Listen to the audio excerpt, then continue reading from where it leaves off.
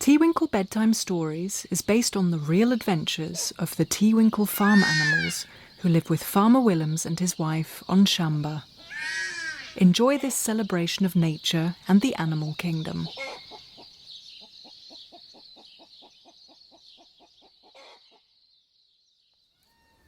Once upon a time in Tiewinkel, something mysterious was underway. Farmer Willems and his wife had returned home to find broken flower pots on the ground outside the farm entrance.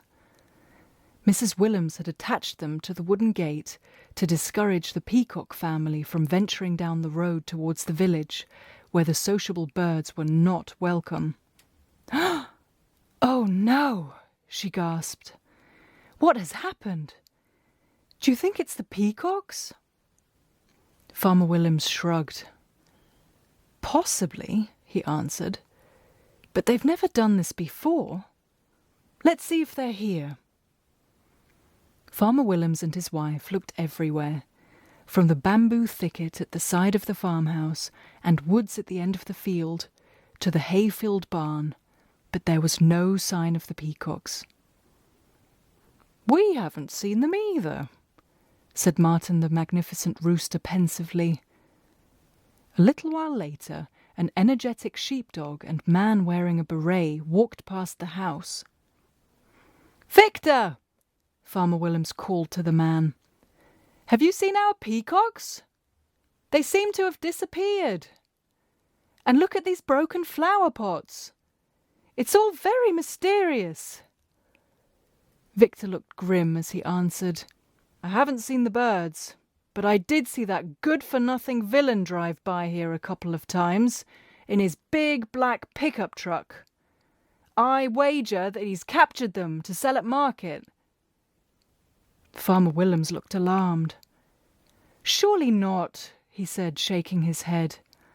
"How could he capture 7 strong peafowl?" "You'd be surprised," Victor muttered. "Remember how he stole all our horse blankets from the washing line while we were home?" Farmer Willems nodded. The good-for-nothing villain was indeed stealthy. "Looking at those broken flower pots," Victor mused, "I'd say there was a struggle.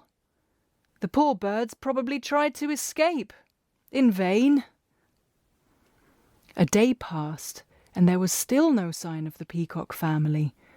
But Farmer Willems and his wife had not given up hope. They asked everyone in the neighbourhood if they had seen or heard anything. No one had. Another day passed, with the likelihood of the beautiful birds returning diminishing with every hour. Then, quite unexpectedly, the doorbell rang. It was Forest Warden Marcel, who looked after the surrounding land and big stately home at the end of the cul-de-sac. "I come bearing good news," he smiled. "The peacocks have been sighted on the estate." Mrs. Willems clapped her hands together with joy. "Quick, let's go get them," she cried. She grabbed a bucket of their most irresistible bird food, brimming with big fat mealworms, and jogged down the road towards the impressive white mansion. There! She detected movement in the hedge. "Peacocks!" she called, shaking the bucket of delicious food. "Peacocks!" An iridescent blue and green head popped out of the thick foliage and honked a greeting.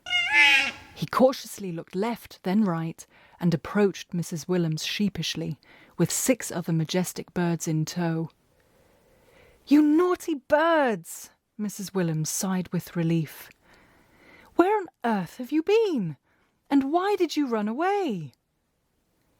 We were chased by a good-for-nothing villain," Livingstone, one of the young peacocks, blurted out. Mrs. Peacock silenced him with a glare. "The truth is," she confessed, "we heard a relative calling in the distance and went to visit. We had such a fabulous time at Uncle Peacock's farm that we stayed for a sleepover on the roof.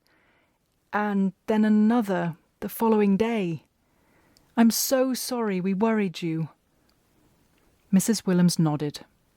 "Thank you for telling me the truth. The main thing is that you are safe and well." She hugged the majestic bird lovingly. "Come on, let's go home." She led the peacock family back down the lane in single file. "Oh, it's so good to be back. There's no place like home." Mrs. Peacock beamed as they walked through the wooden gate towards their barn.